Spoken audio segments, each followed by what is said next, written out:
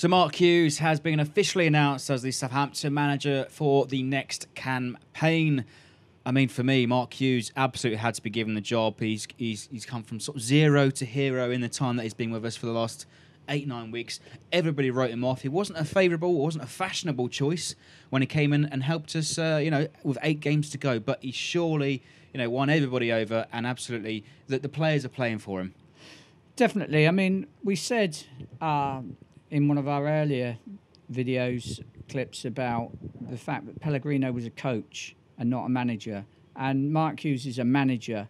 And perhaps, degrading by saying he's not a coach, but he's a manager. He has aura, he has respect, he's not scared to make decisions. And that's what Saints needed at the end of the season. It didn't happen overnight, but the fact of the matter is Hughes came in and ultimately wasn't scared to bin off a couple of players who he felt were disruptive, and he worked with a core of a squad who he thought would give their all. So from that point of view, it's a good appointment. He deserves a chance. He's kept us up. I mean, we've had to tear up the structure a little bit, because after 2 coaches who have... Peel, I think, was successful in the fact that he got us to 8th in a cup final, and you can't argue with that. And there were mitigating circumstances to it, but ultimately we made the decision and he went. Pellegrino wasn't the man for the club. Ultimately not a disaster, because we're still in the Premier League, but it's... Very close to, though, wasn't it? It was very close. And ultimately we've got to thank Hughes for coming in and bringing some stability and bringing some order to the chaos. Yeah. So a very deserved appointment.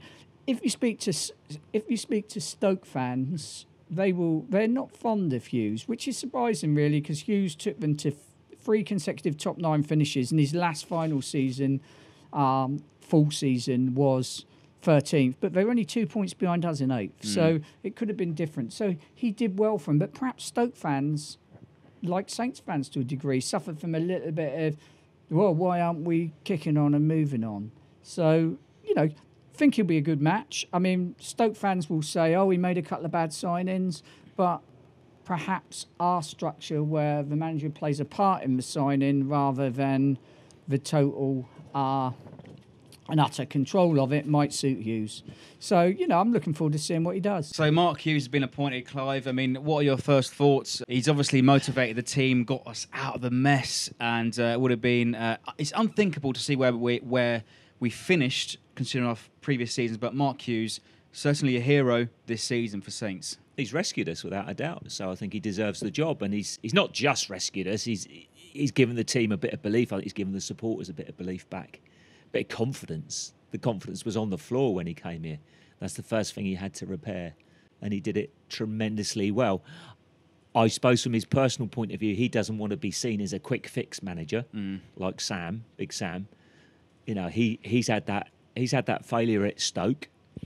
Although I would say that he turned Stoke into a football team after Pulis's reign. Anti-football, Pulis. Anti-football completely. But Stoke bit the dust on the back of a few mistakes in the transfer market. We very nearly bit the dust because of those similar mistakes. So we've got to be, Mark Hughes, fantastic news that he's been employed as manager. Natural thing after the rescue mission that he did at the end of the season. What should be the ambition now then? Obviously, we touched upon Mark Hughes getting Stoke City top half finishes consecutively in 3 years. What should be the ambition? I think that's it. I think if Saints can finish, you've always got to aim for 7th, realistically. It's about repairing our reputation. We had a standing in the game where you went into a season thinking that you'd definitely be top half, that you'd be knocking on the door of Europe. That's gone. That's got to be repaired. And that can only be repaired by someone who brings the team together and some really intelligent trading in the transfer market. So, a few players were excluded from Mark Hughes, the likes of Sofiane Boufal. Carrillo never got a look in. I can only imagine the players like those two will certainly be out the exit door this summer.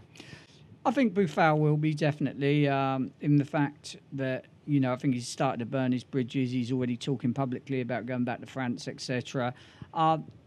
Carrillo, I don't know, maybe he has got a future or maybe he hasn't. I mean, his problem this season was that that Mark Hughes had 3 better strikers to play in front of him in Austin, Gabbiadini and Long. I mean, he made the bench a couple of times when Hughes went for attacking options rather than defensive. But, you've got to see. I mean, this could be the matter of wages. Who's going to be willing to pay the wages he's here? So you might be stuck with him. Hughes' job, as Clive said now, is to stabilise the club and look to get us back into being seen as the man to take us onto the fringes of Europe season in, season out.